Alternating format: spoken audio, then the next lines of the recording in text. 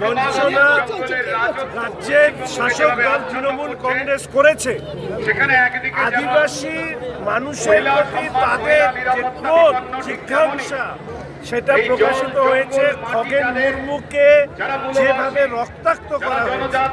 আমরা শুধু এইটুকু বলবো, জনজাতি সমাজের সর্বত্র এই যে কথাটা বলা হচ্ছে, উত্তরবঙ্গের জল, জঙ্গল, জমি, যাতে জনজাতি মানুষের একটা নিজস্ব অধিকার আছে, ঠিক একইভাবে আমাদের জঙ্গলমহলের ক্ষেত্রে প্রত্যেক জায়গায় প্রাকৃতিক সম্পদ লুট হচ্ছে।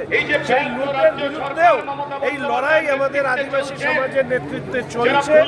আজকে আমরা এখানে উপস্থিত হয়েছি যে আদিবাসী সমাজের সাংসদ যাকে যেভাবে মব লিঞ্চিং করে মেরে ফেলবার চক্রান্ত হয়েছিল, তার বিরুদ্ধে সমগ্র আদিবাসী সমাজের প্রতিবাদটাকে রাস্তায় নিয়ে আসবে। জনগণের বিরুদ্ধে যুদ্ধ ঘোষণা করে বসে রয়েছেন তৃণমূল নেত্রী এবং মুখ্যমন্ত্রী মমতা বন্দ্যোপাধ্যায়।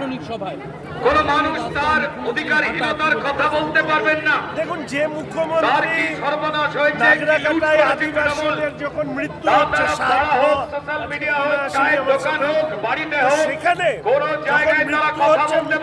নাচ করছে, কত আদিবাসী সমাজের মধ্যে তৈরি হয়েছে, সে উনি হেঁটে যান না আকাশ পথে যান, যে পথে যান না কেন, এই ক্ষত কোনো অবস্থাতেই মিটবে না।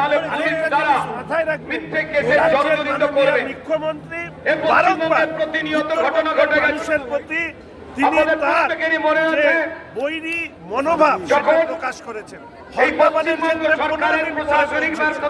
কলকাতায় বৃষ্টি হলে সারা রাজ্য বন্ধ করে দেওয়া হয়, নাচ না নেচে